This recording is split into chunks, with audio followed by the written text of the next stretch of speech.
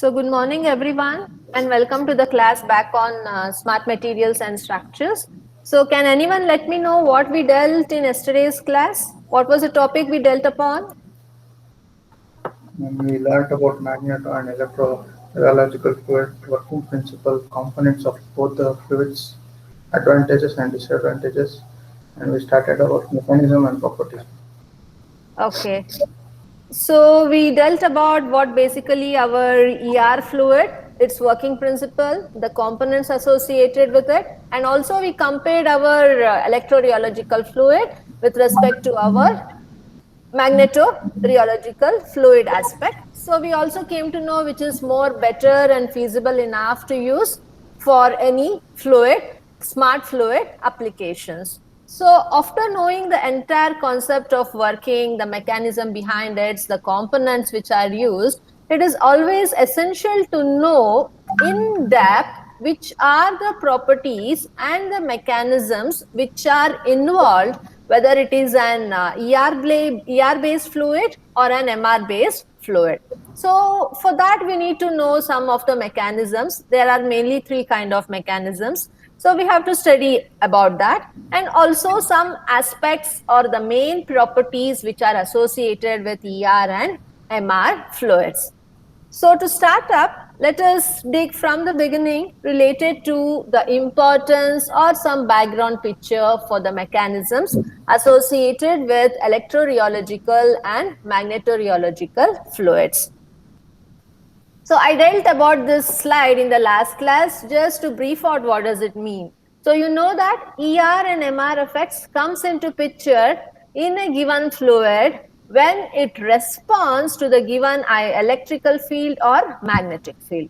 If the given smart fluid responds to electrical field, then it is electrorheological fluid.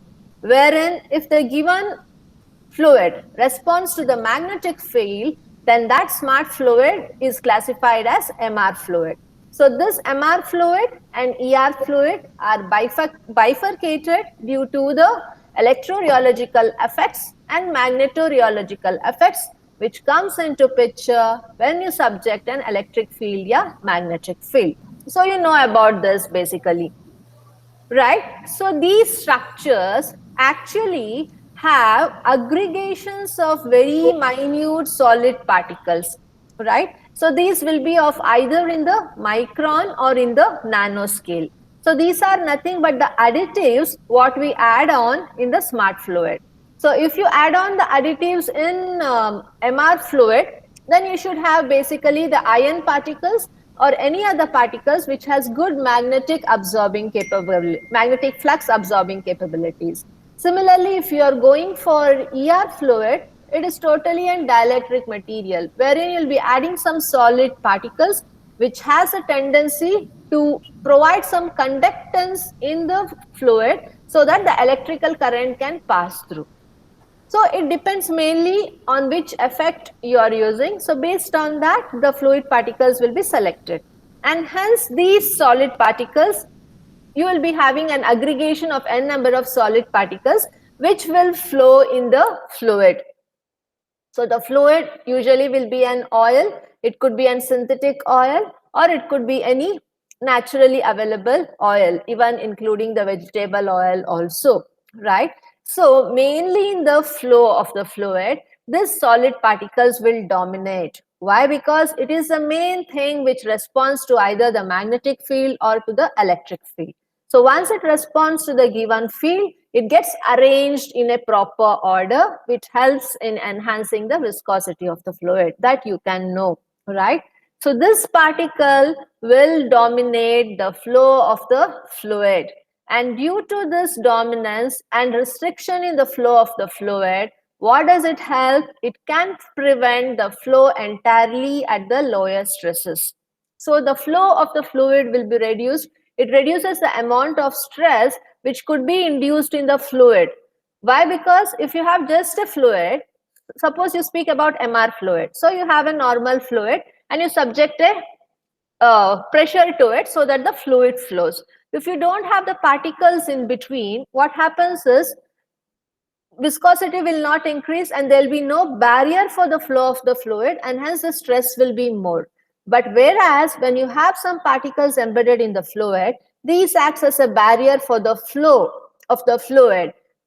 In return, they form an structure arranged one above the other, like a network connection, which helps in improving the viscosity. So if you are finding again difficulty, you can see the slides before what we have explained.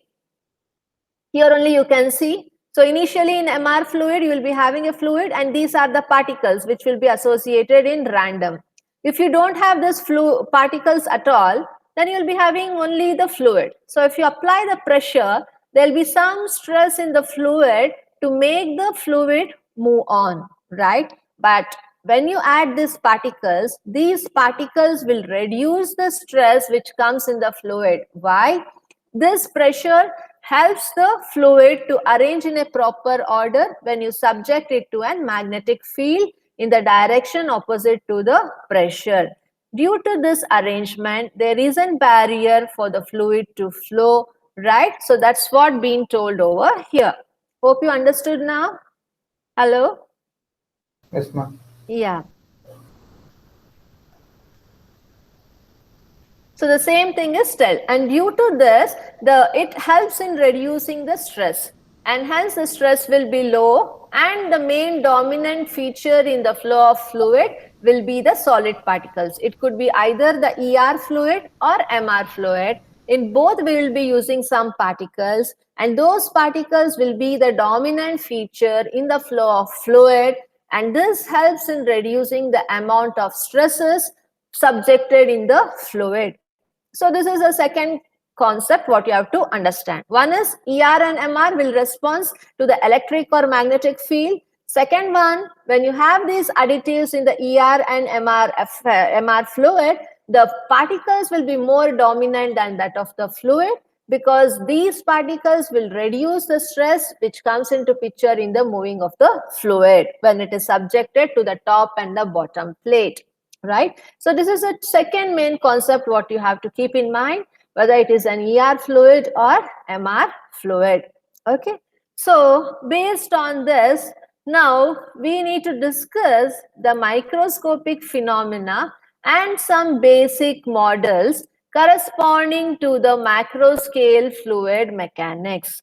Why we are focusing on macro scale fluid mechanics? Because I told you the particles are dominant in the fluid. So particles what you have in the fluid is of either the macro scale or nano scale. So to analyze the fluid mechanics funda due to the solid particles which is at micro or nano scale, you should develop some basic models. You cannot see that in the human eye because it is in macro and nano. And hence you have to develop some model and analyze the microscopic phenomena based on this model to realize the macro scale analysis of the fluid mechanics, right? So to understand this type of mechanics, we have some basic models. If it was not in micro and nano scale, then these basic models were not needed. In order to analyze the micro scale level of the fluid mechanics, it is necessary to understand the concept of the fluid behavior and its composition using some basic models, right? So in basic models, we have three categories. One is the fluid composition and the behavior. So when you have a particle in the fluid which is embedded between the top and the bottom plate, you should understand what is the composition of the given fluid, what is the quantity of the fluid you have, what was the previous viscosity of that fluid. Due to addition of this particle, the viscosity is increasing. So what is the grade of viscosity of that particular oil, right? And how does it behave, the fluid what you are using, how does it behave when it is subjected to pressure, if it is case of MR fluid, or else how the fluid behaves when it is subjected to an electrical field if it is an ER fluid. So you have to analyze the composition of the fluid and its behavior. So this is the one thing what we have to understand and a basic model for macro scale fluid mechanics. The second one is the discovery and early development. It is not a new concept. Now people are working on this. No, this concept came very in the beginning in 90s only, around 1916, 1918, and it was well established by 1948 also. But there were no application related to ER and MR fluid. Only now the devices are coming out. MR fluid was there from many long years. In comparison to that level, the ER fluid are little bit latest. Okay, but still many people try to learn and discover many things related to the smart fluids. So you should understand what were the discovery and the early developments which was made related to our ER and MR fluids. All these are there in the syllabus. Please don't neglect any concept. Everything plays a vital role in making you to understand the concept of ER and MR, the mechanism and its properties. Okay, so in discovery and early developments, many people developed some basic models. So one was associated with Bingham plastic and related model. So this was the first basic model developed by some researchers based on our macro scale fluid mechanics. And nextly, some people worked on pre-yield response. So I told you, we need to understand what is the pre-yield stress of the given material. So based on the pre-yield response, some basic models were derived. And lastly, post-yield flow. Before, what was a pre-yield stress, and after the reaction and subjection of the pressure or the electrical field, what is the stress being obtained after the entire process? So that is a post-yield stress. So we are supposed to identify what is the pre-yield stress, what is the post-yield stress subjected in the fluid which is flowing, and what is the geometry of the device within which the fluid is kept and the pressure is applied or the electric field is applied. So all these three things plays a very vital role in developing any basic model for the macro scale study of the fluid mechanics in case of either ER or MR fluid. So once these basic models are thorough enough, then we have to speak about the material properties associated with magnetic rheological fluid as well as the electrical rheological fluid. So that related to the material properties we will be coming in the later stages. This only will take a long period of time. You have to understand three basic models, and you should know the discovery and the early developments which are done in ER and MR fluid. Before that, you should know exactly what is the composition of the fluid and how to understand and analyze the behavior of the given fluid, whether it is ER or MR fluid. So these are the main mechanisms which are involved in our ER and MR fluid. It is not specific, okay, this is asked only for ER fluid only, that this is asked only for MR fluid. In the examination, if they ask you to describe the mechanism involved in analyzing a macro scale fluid mechanics associated to ER and MR effect or ER and MR fluid, you should explain all the available mechanisms and you should see the marks to how much it has been asked, and you should be able to manage time and give your best answer to the question which has been asked. If you are able to respond to the question exactly, you will really get full marks. And it's always better to explain with respect to some examples, right? So that Ivan will put forward more weightage for your answers. So these are the things you have to keep in mind when you're writing an answer, either in an internals or an examination. So with this background, I'm just starting up with fluid composition and its behavior.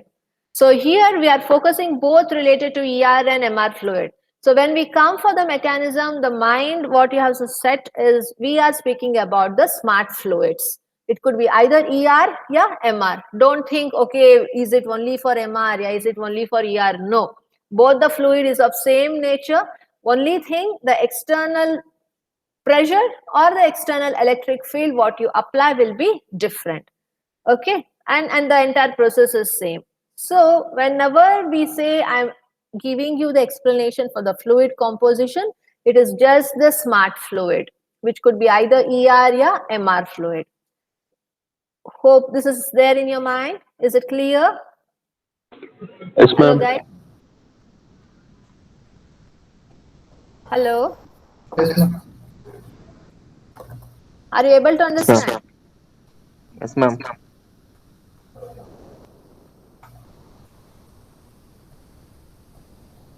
Am I audible? Yes, ma'am. Yes, ma'am. Yeah. Yes, ma'am. Did you understand? Yes, ma'am. Yes, ma'am. Yeah. So with this background, now we are starting with the fluid composition and its behavioral analysis. So here both ER and MR fluids are suspended with particles.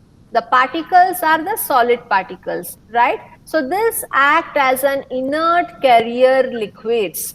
Okay. So whenever I say ER or MR fluid, one thing you have to keep in mind is the fluids are suspended with some particles, and these particles act as an inert carrier liquid. So it will be iron particles in case of MR fluid, and it will be any other conductive particles in case of ER fluid. So these particles, what we were calling here until now as an additives, in future it will be called as an inert carrier liquids. Okay, and this is the first thing what you have to understand. And secondly, I have told you already, the particles which are suspended in the fluid will be of either the micrometer size or in nanometer size. If it is in micrometer size, it is in the range of 1 to 10 micrometer. Okay, so these particles will be added to the given oil. So the oil is nothing but the fluid. So the fluid could be either the mineral oil or the silicon oil. So in weight fraction, the fluid has a 50% quantity of it, wherein the particles what we add on could be around 30% weight percentage, right? So usually if this is 30%, it should be larger than 50, means exactly it will be near to 70. If you are taking 30% weight percentage as a particle, then 70 weight percentage of the fluid of the liquid media should be fluid. So you take 70% of the mineral oil, your silicon oil, and you add 30% of the particles of micrometer size. So this will be the media of the fluid composition what we will be analyzing. So whenever from now if I say fluid composition, it is a fluid of 70 weight percentage and 30% weight particles of the active materials what we are using, which is called as inert carrier liquids. So this will be the composition of the fluid. 70% fluid and 30% is a solid particle. So after knowing the fluid composition, what you have to understand is most of the ER and MR fluid also contain a very small amount of additives that affect the polarization of the particle or stabilize the structure of the suspension against setting. So this actually is an important aspect in case of ER fluid. Why? Because in ER fluid, the particles what we add in is also called as additives, and these are conductive materials. So if you add those conductive materials, when you subject an electrical field through the fluid, the polarization of the particles takes place. And due to the polarization of the particles get aligned. The negative charge will attract towards the positive, again the positive charge with respect to the negative, and it gets aligned and make the network connection, which helps in improving the viscosity of the fluid. But once the electric field is removed, it gets depolarized. But that is not the case in case of piezoelectric material, right? So here these particles are called to be as active additives. So it is also known as carrier liquids, and it is also known as additives or the solid particles which is added in the fluid. So this also helps in improving the polarization of the particles. This thing is a third point what you have to understand. So this is a third composition concept. So one thing is both ER and MR fluid are called as the fluids suspended with the particles, and these particles are called as inert carrier liquids. And coming to the composition, it will be having 70% of the fluid and 30% of the particles, right? And in both the ER and MR fluid, the additives, the particles what we use are also called as additives. Okay. So when you subject an external electric field, it helps in polarization of the particle. Someone has not muted your mic. Kindly mute in. I think it is Sandesh. Sorry. Yeah. Okay, so this is about the additives, which is called to be as the particles. And now, this is all what we are speaking with respect to subjecting the electrical or magnetic field.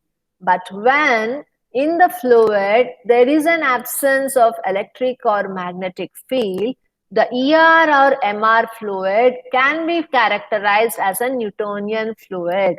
Okay, so Newtonian fluid, you have studied that in the fluid mechanics. What do you mean by Newtonian? Anyone can tell me? Anyone know the difference between Newtonian fluid and non-Newtonian fluid? So in the absence of electrical field or the magnetic field, this ER or MR fluid will be called to be as a Newtonian fluid. What do you mean by it? A Newtonian fluid, irrespective of the pressure, your flow, your whatever is there, the viscosity of the fluid remains the same. With respect to the applied pressure or the load, the viscosity of the fluid will not increase. Okay, so these are Newtonian fluid. But when you subject it to an electrical or a magnetic field, the ER and MR fluid is called to be as a non-Newtonian fluid. Why? It helps in improving the viscosity of that particular liquid. So one more major concept what you have to understand here is whenever there is no external electric or magnetic field, the ER or MR fluid will act as a Newtonian fluid. But when you have an ER, but when you have an electric or magnetic field in the fluid, then it behaves as a non-Newtonian fluid. The reason is it helps in increasing the viscosity of the fluid if you subject it to electrical or magnetical field. So third main concept is ER and MR fluid behaves like Newtonian when there is no subjection of the external field, and when there is a subjection of the external field, ER or MR fluid behaves like an non-Newtonian fluid. So these are the theoretical concept one has to understand related to the fluid composition, what we are using.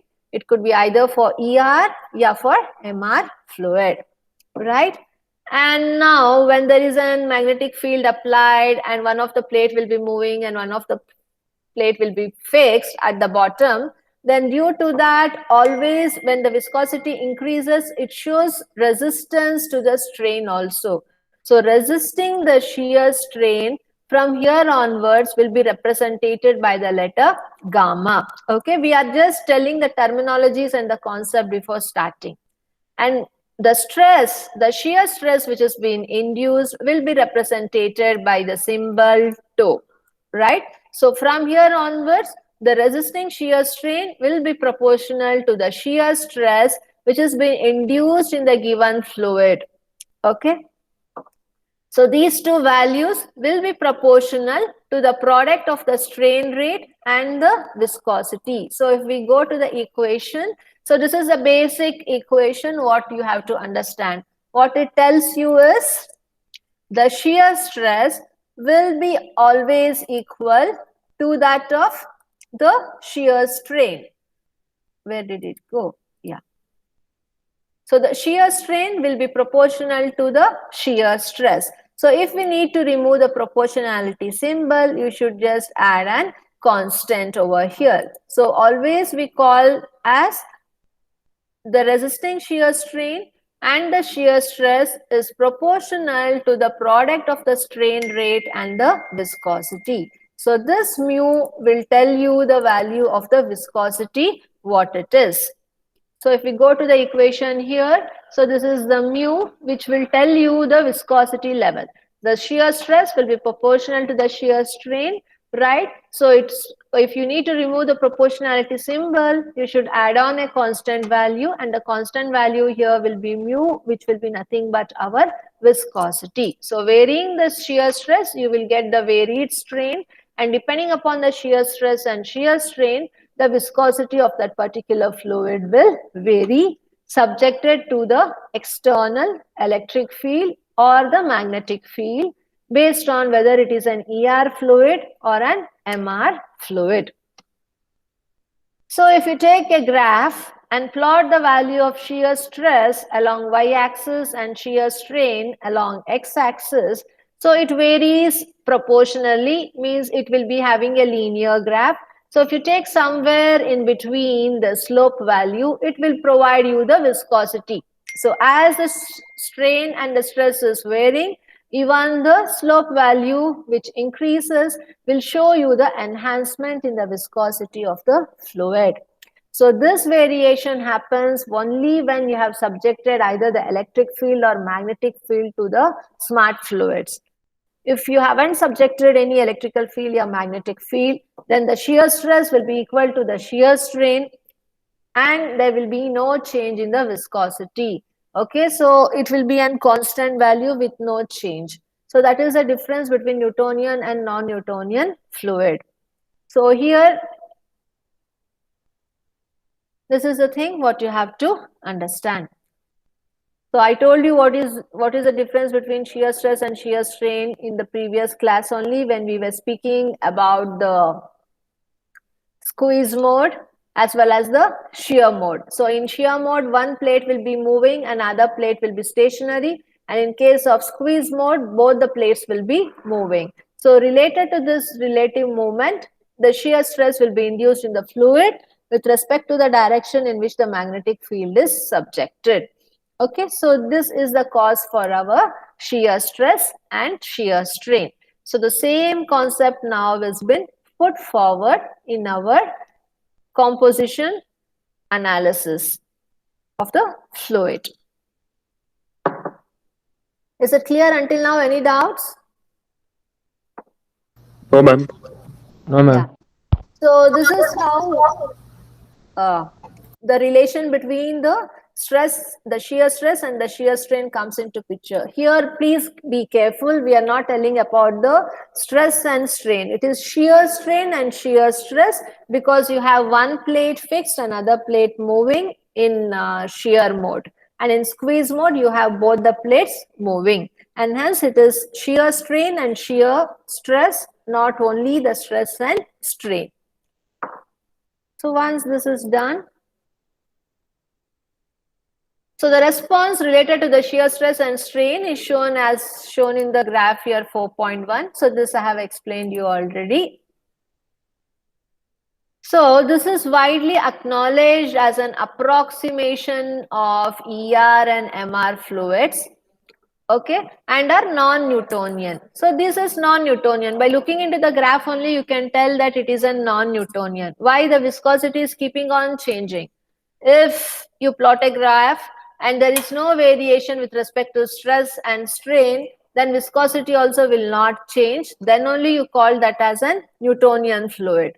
But whereas when you have the change in the shear stress and shear strain, obviously the viscosity also increases, and this is the nature of a non-Newtonian fluid. Okay, so when if the field, when it, so it will be a non-Newtonian fluid because the velocity changes. But when there is no field at all, no field at all in the sense when there is no electric field or magnetic field, then there will be no change in the viscosity, because there will be no change in the shear stress and shear strain. And as a result, at that case only it will be a Newtonian fluid. But when we study as a smart fluid in application, it will be by default non-Newtonian, because this effect will help in increasing the viscosity aspect of it. Okay, so this is the thing you should understand, the difference between Newtonian and non-Newtonian fluid. So keeping this concept in mind, so now I'm speaking about some applications. So however, in most applications, what happens is the field induced in the given smart fluid, okay, so it develops the shear stress which is much larger than the theoretical value as shown in the equation. So here the equation shows, so this is the shear stress and this is the shear strain. So in experimental, when you are using any smart fluid device, in actual when you check into, right, the shear stress value what you will be getting will be more than that of the theoretical value of the shear stress what you have calculated. So by using some basic models, we haven't gone to basic models, okay, after studying fluid composition and discovery, then we'll go for the basic model. So in this basic model, we have some equations related to the yield stress and yield strain. So through those equations, we'll calculate theoretically what is the yield stress and yield strain. So we will conclude that this is the range of the value of yield stress and yield strain for this particular ER fluid, yeah, MR fluid. But this is a theoretical calculation using mathematical model. But in actual, when an experimentation process is going on, or if you are running a smart fluid device, either using ER or MR fluid, what they are claiming is the value of the shear stress or the shear strain, what we get in actual will be always more than that of the theoretical value what we will be calculating based on the mathematical modeling. So this is a thing which has been explained here. And one more thing is zero field. What do you mean by zero field? No electric field or no magnetic field. In case of ER fluid, zero field means no electric field. In case of MR fluid, zero fluid means no magnetic field. Okay. So in zero fluid, what the assumption we have assumed is the particles are usually assumed to be uniformly distributed. Okay. So now if we go back to our ER fluid diagram, here how we are showing an ER fluid diagram, you will be having a bottom plate and a top plate, and here the particles are arranged in random, but arranged in random. Okay, so it is arranged in random and then you will apply the electric field so that it gets the required orientation. But what the assumption now we will be doing is, when there is no charge of electric field, we will assume that the particles are arranged in a uniform manner. It won't be in random way. Only when you subject, if this is the ER fluid, only when you subject the electric field, the particles here should be in random. When there is no electrical field, then we should assume that the particles which are there in the ER fluid is distributed uniformly. So this is the difference what one has to understand. Okay, so at zero field, we assume that all the particles are uniformly distributed. But in few cases, but in some applications, usually what happens is, normally the flow of the fluid is sufficient to prevent settling. So sometimes what happens is, the assumption is it has to be, the particle has to be kept uniform, distributed. But in some applications, normally they will adjust in such a way that the flow of fluid is sufficient to make the particles to be normally distributed. Suppose you have a fluid and you have some particles which are distributed randomly. So you will make the flow of the fluid in such a way that by tilting or applying slight pressure, the fluid flows and you see that it gets tilted and arranged in a uniform distribution. Once the particles are in uniform distribution, then you can omit the pressure what you had applied before. Okay. If it is not arranged in random, then you should try somehow to adjust the particles in a uniform distribution, or else if you try to tilt the fluid media also, you can arrange the particles. If it is not possible, slight pressure application can also help in moving the particles in uniform distribution. So this basic adjustment of the smart fluid before operating is very much essential. And also sometimes a gentle stirring may be required to redistribute the particle. First option is to tilt slightly the fluid medium and see that the particles are uniformly distributed. If that is not happening, then the second option is to apply a slight pressure so that the particles will come into the streamline in proper distribution. Even though if it is not working, then you have to use a stirrer and slightly stir the particles or slightly move the fluid until and unless the particles within it are held stationary.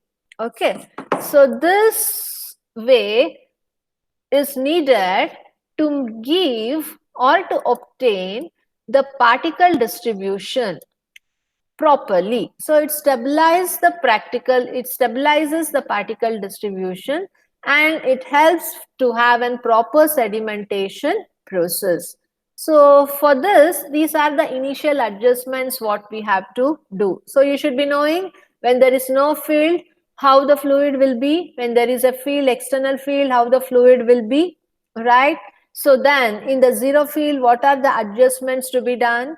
So which are the possible ways of adjustment? If one doesn't work, you should try with the second. If second doesn't work, you should try with the third, until and unless all the particles are stabilized in the given fluid. Stabilized in the sense it should be uniformly dispersed throughout across a given fluid. So this adjustment is very much essential.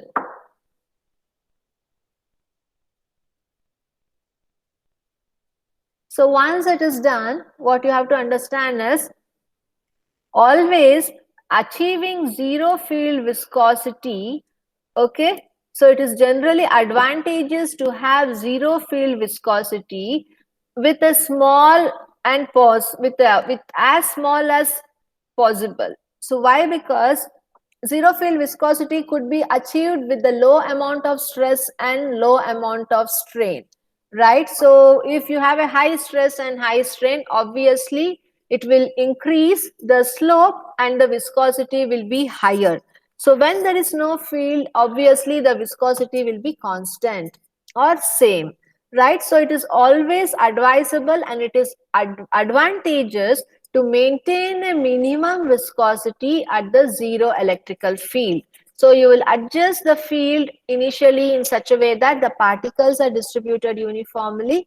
Due to uniform distribution, the viscosity of the fluid also remains constant.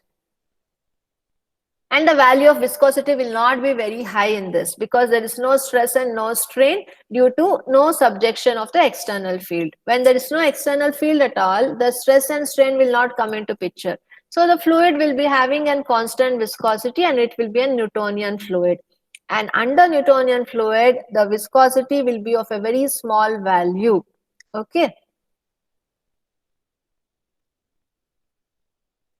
But when you have stabilized the given material with a stagnant or a small viscosity at zero field, when you start applying the pressure or the external field, then it results in increasing the viscosity. So increasing the viscosity is needed for different type of applications.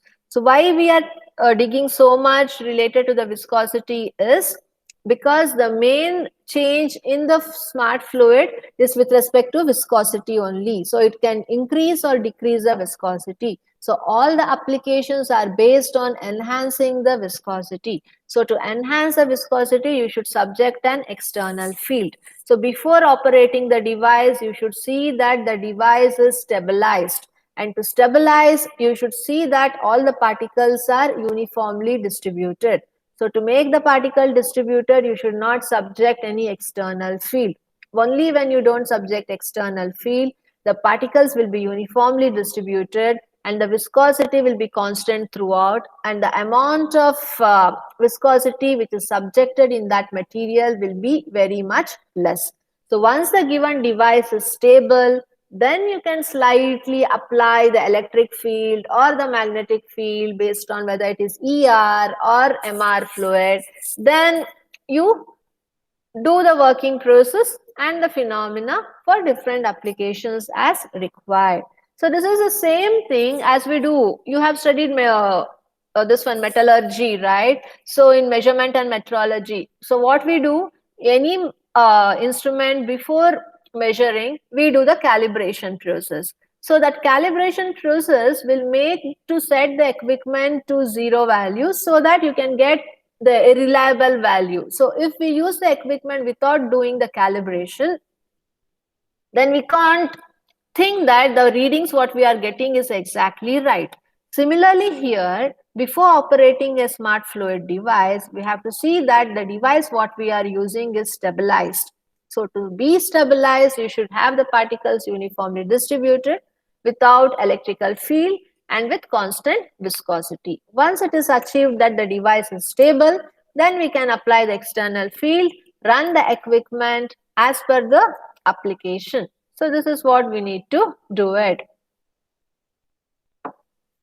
So for all the analysis and design of the smart fluid, we will always assume here the particles are uniformly distributed until it is subjected to an external stimuli. So the external stimuli here is nothing but the ER electrical field or the magnetical field. So in case of ER fluid, the effect is given by the electrical field, and in case of MR fluid, the effect is given by the magnetic field.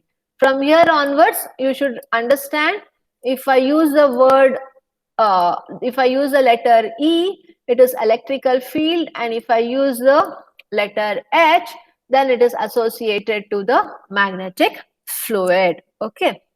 So this effect will make the particles to form either chains or fibrils. So what is this chains or fibrils called? I've shown you this already in our slide, right? So here you can see this is an ER fluid. So this is randomly arranged particles. So when you subject the electrical field, these are arranged in a proper sequence, right? So these are nothing but called as the fibrils. Okay, so subjection of the electrical and magnetic field will help in forming this fibrils, or it is also called as a chain. So chain, the same thing. So this is called as a chain, or this is called as a fibril. So this chain or fibril will be done with respect to the direction of the field in which you are applying. Okay, so this is how the fibril or the chain called as. From here after, if I call it as a fibril or a chain, it is nothing but the arrangement of the particles within the fluid with respect to subjection of either electrical field or magnetic field. So this you should understand. All these we are studying under the fluid composition and its behavior only. The first mechanism of the smart fluids we are dealing. So if they ask you to list out the mechanism of the smart fluid, you have to list out all. And if sometimes they ask you to explain only fluid composition and behavior. So you should be able to explain the fluid composition and behavior with this graph and equation properly. So this is the thing. So where we were with respect to the arrangement of the particles, which will be either chain in the form of chain or fibrils, which is due to the electric field or magnetic field. If I tell as H, it is a magnetic field, and if I tell as E, it is the electrical field. And I told you that the response to this ER fluid or to MR fluid will be in milliseconds, right? So the process of the entire fibration also occurs in very few milliseconds. Once you subject the electrical field or a pressure, automatically it forms a chain or a fibril within a matter of milliseconds, not even a second. In a matter of millisecond, it can shoot up a chain or a fibril. Okay. So this will be possible only after application of the external field.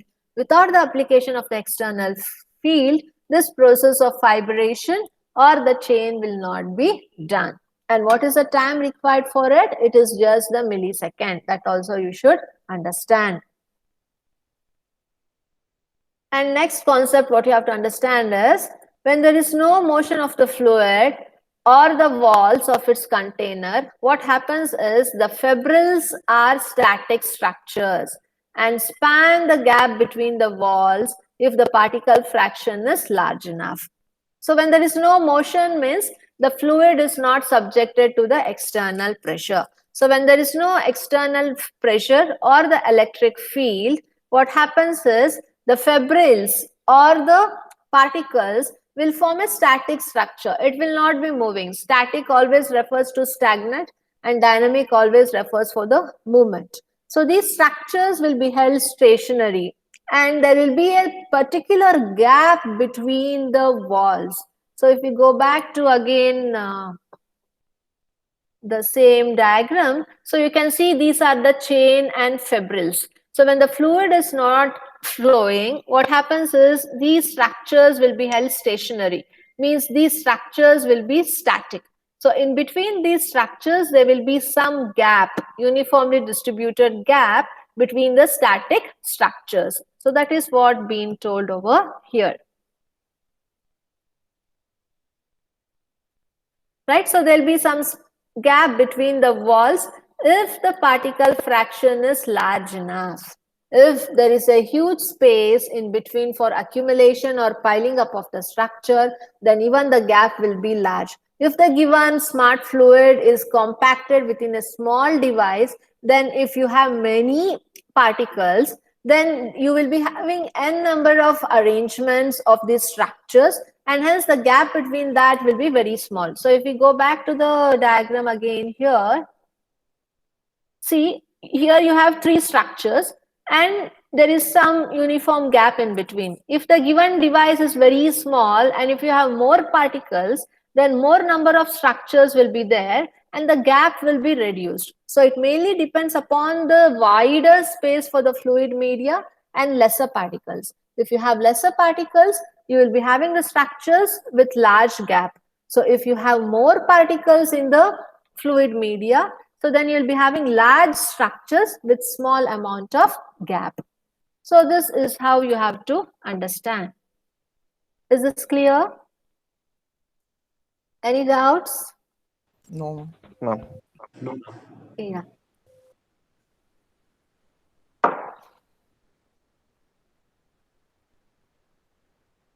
Yes. So this is related to the gap between the walls in the particle fraction. All these comes again under the composition and the behavior. We are just understanding the composition of the particle within the fluid and how does it behave when it is subjected to field and when it is not subjected to any field. Okay, so this is the reason basically why fluids with low particle fraction exhibits weak ER and MR effects. If it again depends upon the fluid composition, how we are defining the fluid composition. I told you that 70% will be the fluid and 30% will be the particles. So if you have the particles, the solid particles, which are called as inert carrier liquids or additives, if the composition of the particle is very less and the fluid is more, then that smart fluid cannot exhibit a good ER effect, because the additives which are the dominant one in the fluid are in less number. Since they are in less number, they just form very small structures with huge gap. And as a result, the viscosity of it also will come down and the ER or the MR effect will not be so good. But if you have a composition with right combination of 70% fluid and 30% particles, then these particles will be uniformly distributed, and when subjected to external field, it forms a proper structure with reasonable gapping, so that viscosity will be as per the requirement of the value and it provides the good ER or MR effect. So one has to be very careful in understanding the fluid composition and making the composition in right calculation, so that the smart fluid what you are using will behave in a proper way to give the required MR fluid effect or the ER fluid effect. So this is what you have to understand. Hope this is clear until now, the fluid combinations. Yes, ma'am. Okay, so in the next class, we'll be dealing related to, there are few more slides, 2 more slides related to the fluid composition. Okay, so this we have to complete it, or else if you give me 5 minutes, I can just cover up this, or else again the connectivity with the previous class will be difficult. Shall I continue for 5 more minutes? Hello? Hello? If any problem, I'll continue in the next class. No, ma'am, you can continue. Okay, okay. So now we were discussing in combination with respect to ER and MR fluid, how the composition of the fluid should be. So now we are just putting forward related to our MR fluid. So in MR fluid, the formation of the particle chain occurs when magnetically polarizable particles move into alignment with the applied field.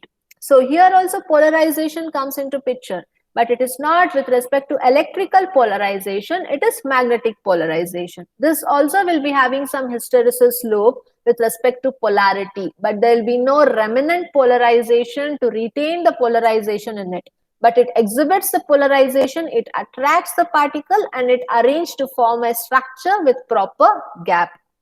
So only the thing what you have to understand is, in case of MR fluid, the structure is formed due to the polarization of the particles with respect to magnetic field. Okay, and due to polarization of the particles in the magnetic field, the north and the south pole attracts, and it results in the formation of the structure. So if we go back here, this is electrorheological. Okay, let us go back for magnetic. See, so this is magnetorheological fluid. So these are the ion particles which will be random. So when you apply the magnetic field, the north pole will attract the south pole will attract the north pole. Like this, it gets attracted and the structure will be formed, and you'll be having a uniform gap in between when you have mixed the particle and the fluid in the combination of 70:30. So then you get a good MR fluid effect. So here the polarization of the particle takes place due to magnetic field. So all the ion particles are polarized with respect to magnetic flux, and due to north and south pole, these gets attracted and help in the formation of the structure. Similarly, when we go for ER fluid, okay, so here only I will explain. In ER fluid, again the particles will be in random. When it's subjected to electrical field, polarization takes place. The negative and the positive charge will get attracted, and this makes the structure. So here the structure is aligned due to positive and negative charges, whereas in case of MR fluid, the structure is aligned due to the north pole and the south pole.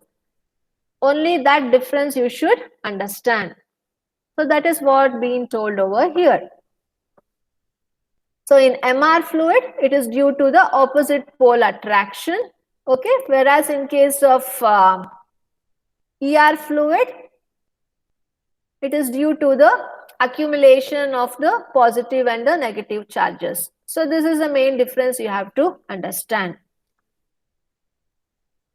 But in case of electrical polarization of the particle, it is seen that more research attention is being focused.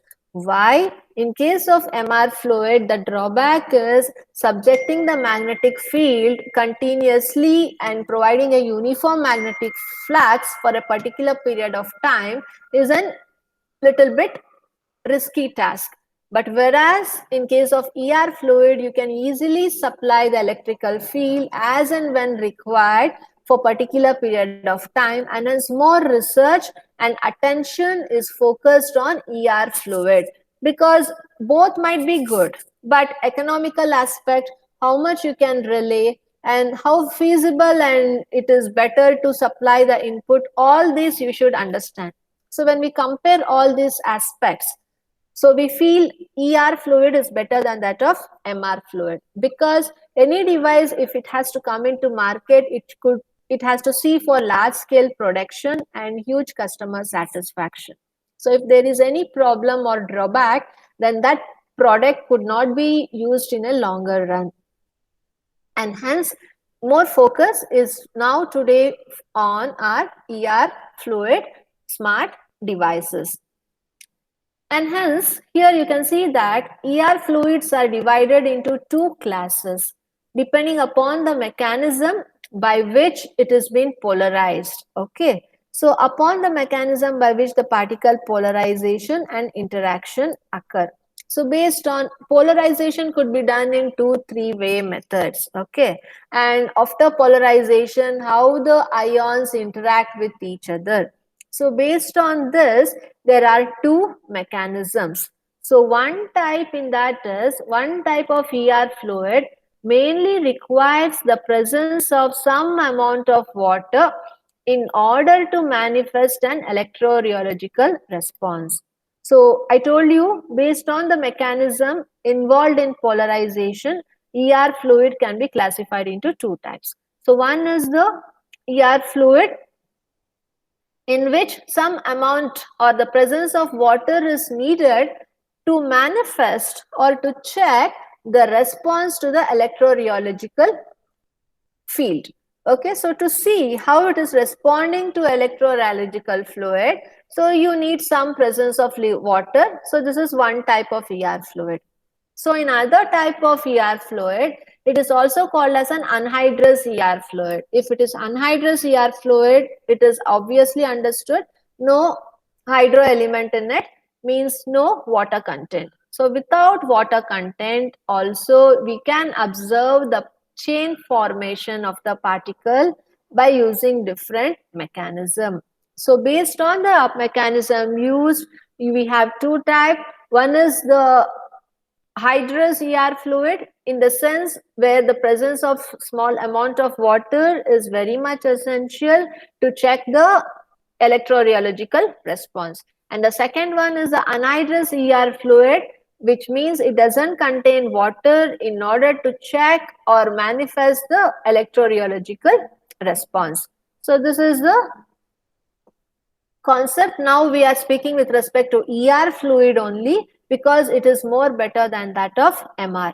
First, we analyze the total composition and the behavioral analysis of the smart fluid with respect to ER and MR.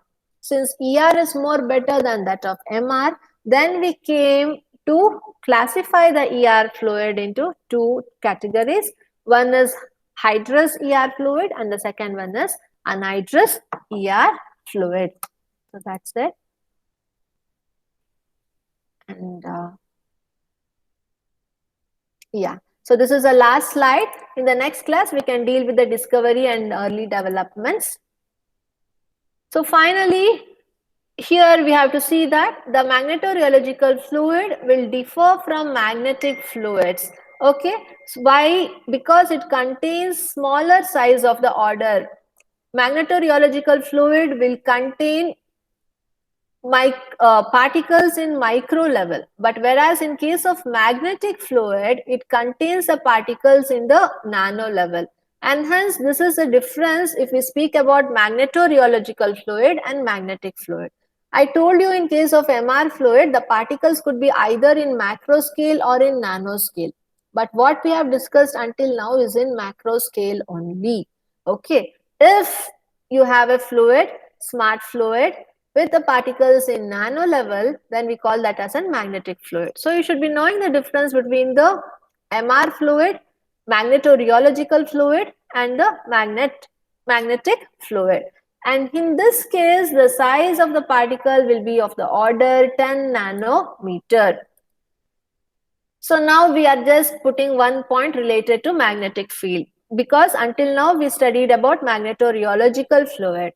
So in case of magnetic fluids, wherein the particle size is 10 nanometer, what it makes is, so the magnetic fluid instead experiences a body force proportional to the magnetic field gradient. So you'll be having an top plate and a bottom plate, and you will be having a liquid media in which you will be having the particles in nanometer.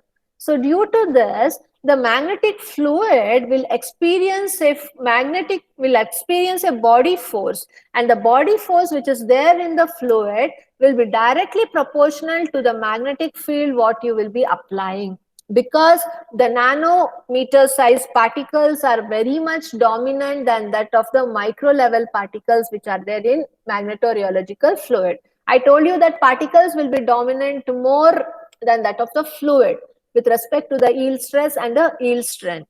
And due to this adverse effect, the amount of magnetic field applied will make the body to be proportional to that magnetic force easily, and it responds very quickly than that of the magnetorheological fluid, because the particles in nano size can respond more quickly and provide the effect quickly and use the total magnetic field applied to make the fluid magnetic. Okay, so this is more better and feasible than that of magnetorheological fluid. So that's what I wanted to tell you. Apart from that, either ER or MR fluid will flow when there is always a relative motion between the walls. So from fluid to flow, you should be having some relative motion across the plate. So you'll be having a top plate and the bottom plate. Based on the modes, one plate could be moving or both the plate could be moving. So this relative motion will cause due to the moving of the plates with respect to the fluid.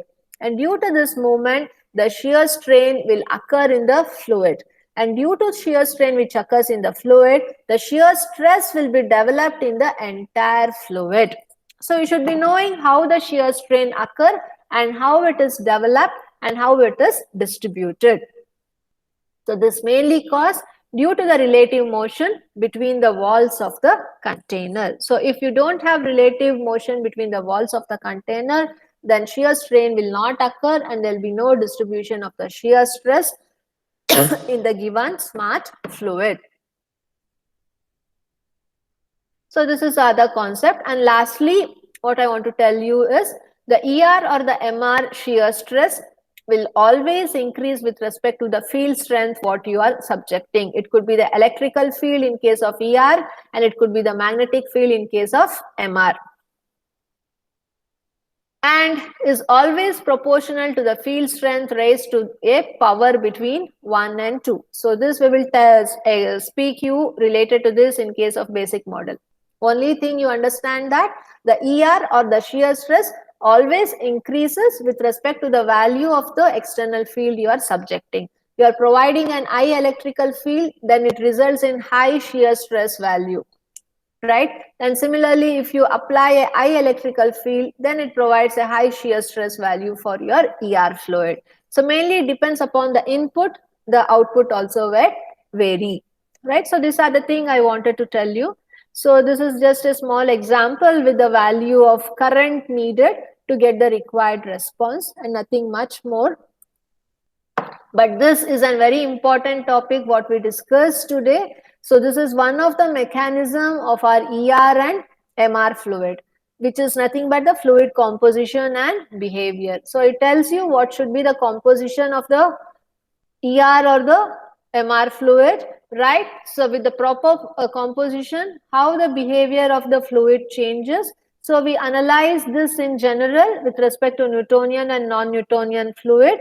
So after that, we tell that the ER fluid is more better than that of the MR fluid. So then we went on with the classification of the ER fluid.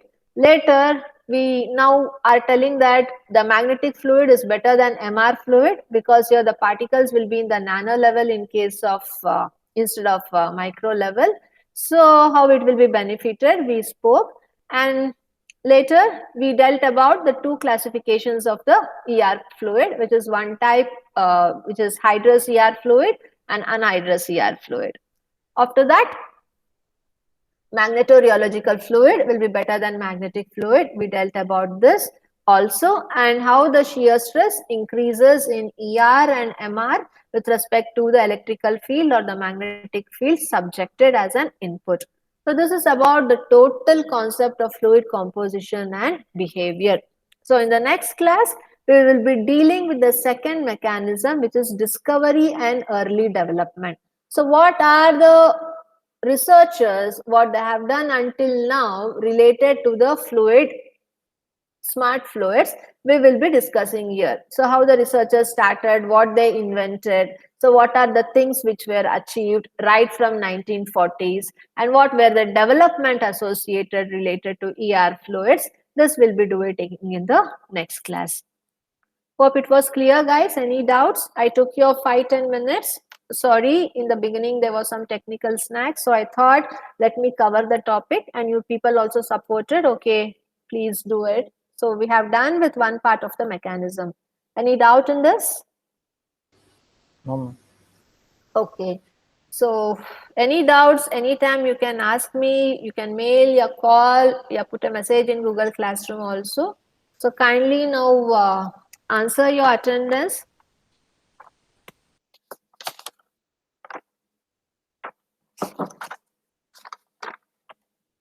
Danush, Yes, ma'am. Mithun, Yes, ma'am. Mithun, Mohan Ambal, Yes, ma'am. Srinidhi, Yes, ma'am. Sandesh, Yes, ma'am. Sukrut, Yes, ma'am. and Sri Harsha. Yes, ma'am. Yeah. So please take care, and we'll meet in the next class. Until there, have a nice day. Be safe, and bye-bye. Thank you, ma'am. Yeah, bye-bye. I hope all of you have written your name and USN in the chat room. I forgot to ask.